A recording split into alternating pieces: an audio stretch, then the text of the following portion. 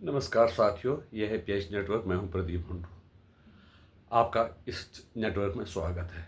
आशा करता हूं कि आप सभी ठीक होंगे, स्वस्थ होंगे।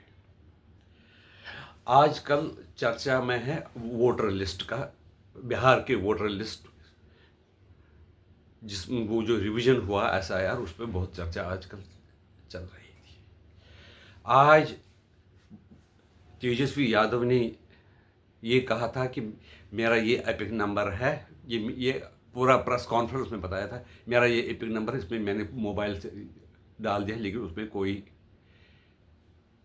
इस मेरे नाम से वोटर कार्ड नहीं है। तो कहा कि मेरा जब वोटर कार्ड पे नाम नहीं है तो दूसरों के साथ क्या हुआ होगा। फिर इलेक्शन कमीशन ने उसको दिखाया, लोगों ने भी दिखाया कि ये उसका जैसे जिस बूथ पर उन्होंने पहले वोट डाला था उसी बूथ पर 416 नंबर पे उनका वोटर लिस्ट में नाम है। तो फिर उन्होंने कहा कि मेरा जो है एपिक नंबर ये था, तो दूसरा एपिक नंबर कहाँ से आ गया। इलेक्शन कमीशन ने कहा और कई लोगों ने कहा भी, जिन्होंने देखे थे, उन्होंने कहा कि आपने जब 2020 में इलेक्शन लड़ा था, आपने इसी एपिक नंबर वाले वोटर कार्ड पे इलेक्शन लड़ा। इसका मतलब कि आपके पास दो वोटर कार्ड है। तो इलेक्शन कमीशन ने उनको नोटिस निकाला। अगर ये पाया गया कि उनके पास दो वोटर कार्ड है, उनको 1 साल की सज़ा मिल सकती और जुर्माना हो सकता है, या तो दोनों हो सकते हैं। इस तरह से मुकेश साहनी ने कहा कि मेरी पत्नी बॉम्बे की है तो उसका वोट यहाँ पर क्यों है। जब तक किसी ने ऐड नहीं करवाया होगा, या तो उसने खुद करवाया होगा या आपने करवाया होगा, तभी तो इसमें होगा। तो या तो घर घर सर्वे किया होगा, घर घर सर्वे को उससे पता चला होगा कि वो बिहार में ही रहती है। अगर वो बेसिकली मुंबई की है तो वो बिहार में ही रहती होगी। अगर ऐसा नहीं है, फिर इसका मतलब है कि उसका भी मुंबई में भी वोटर कार्ड है और बिहार में भी है। ये जो भी जिसमें के लिए भी सज़ा है, 1 साल की सज़ा और जुर्माना हो सकता है। दूसरी तरफ राहुल गांधी जी ये कह रहे हैं कि मैंने 6 महीने तहकीकात की कर्नाटका में, और पता चला कि किस तरह से फर्जी वोटर इलेक्शन इसमें वोटर लिस्ट में दर्ज किए जाते हैं। हमने बड़ी मेहनत की है और हमारे पास एक एटम बम है, जब वो फटेगा तो इलेक्शन कमीशन कहीं नहीं रहेगा। तो राजनाथ सिंह जी ने पार्लियामेंट में उनको से कहा कि आप ऐसा, अगर आपके पास एटम बम है तो उसका परीक्षण भी करो, क्योंकि ऐसे बयान वो पहले भी दिए हैं, इमेच्योर बयान। ये 3 आदमी ऐसे हैं जो दुनिया में इस प्रकार के बयानों के लिए बड़े फेमस है, या जो ऐसे काम कर रहे हैं। एक राहुल गांधी, दूसरा जेलेंस्की और तीसरा डोनाल्ड ट्रंप। उनके बयानों पर न किसी को विश्वास है, न वो सच्चे होते हैं। पहले भी कहा था कि 6 महीने में मोदी को डंडे मार के लोग भगा देंगे। हमारे पास पार्लियामेंट के मैं कुछ अगर बताऊंगा, धमाका करूंगा, तो मोदी के पीछे लोग डंडे से मारेंगे और उनको भगा देंगे। न कोई धमाका हुआ उस टाइम भी, न आज होने वाला है। ये सिर्फ राहुल गांधी की दिमाग की उपज है। वो कह रहा है मुझे मुझे शक पहले से, 2014 से ही शक हो रहा था कि इलेक्शन में धांधली हो रही है, नहीं तो जो नरेंद्र मोदी है इलेक्शन नहीं जीतते।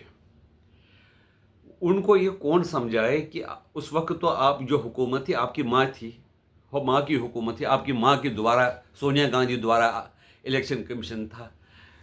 उस हिसाब से तो सोनिया गांधी सब कुछ जो आदेश देती थी वैसा होता था। तो बीजेपी ने उसमें चोरी किया कैसे की, मोदी ने चोरी कैसे की, ये समझ में नहीं आता है। फिर कहते हैं कि मैंने पता चला कि इतनी गुजरात में इतनी लैंडस्लाइड विक्ट्री मिली बीजेपी को, तो कैसे मिली, मुझे तो पहले ही शक हो रहा था।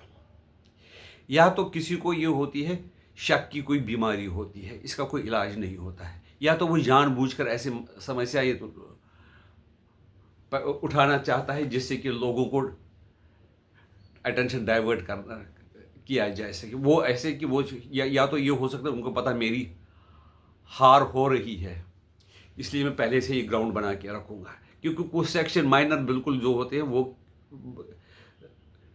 किसी अपोजिशन की बात पर या किसी की भी बात पर भरोसा कर सकते हैं। उसने सोचा कि ऐसे ही कुछ तबके बनाऊंगा जो मोदी पर अविश्वास करेंगे और उनके इलेक्शन कमीशन को मोदी का एक हिस्सा बताएंगे। पहले वो भी ये भी बताते थे कि जो इलेक्शन कमीशन है, ईडी है, और इवन सुप्रीम कोर्ट भी मोदी के इशारे पे काम कर रहा है। ऐसा व्यक्ति अगर पार्लियामेंट में रहा तो मेरे ख्याल में वो ठीक ही नहीं रहेगा, क्योंकि ये ऐसा आदमी है, उसको क्या कहूँ मुझे समझ में नहीं आता है। लेकिन ऐसे जो लोग होते हैं वो देश के लिए ख़तरनाक होते हैं, जिनका एक ही मकसद है, हमें हुकूमत मिले, चाहे बिहार में तेजस्वी यादव को हुकूमत मिले, ममता बनर्जी को वेस्ट बंगाल में मिले और राहुल गांधी देश के प्रधानमंत्री बने। इसलिए उनको किसी भी हद तक वो जा सकते हैं, उससे देश का नुकसान होगा या फ़ायदा होगा, उससे उनकी कोई चिंता नहीं है। इस दोबारा इलेक्शन कमीशन पर इस तरह से उंगली उठाने से पहले उनको सोचना चाहिए कि वो कॉन्स्टिट्यूशन के मुताबिक बनाई गई हुई बॉडी है, इंडिपेंडेंट बॉडी है। सुप्रीम कोर्ट भी उनके कामों में दखल अंदाजी नहीं करते हैं, लेकिन फिर राहुल गांधी फिर भी बयानबाजी करते हैं। लेकिन मेरा ये मानना है कि उसको कोर्ट में घसीट लिया जाना चाहिए और उससे पूछना चाहिए कि आप इलेक्शन कमीशन को क्यों बदनाम कर रहे हो। अगर आप इस तरह से इलेक्शन कमीशन को बदनाम करोगे तो तुम डेमोक्रेसी को बदनाम करते हो, तुम दुनिया के नज़रों में हिंदुस्तान की बेइज्जती करवाना चाहते हो, दुनिया की नज़र में गिराना चाहते हो।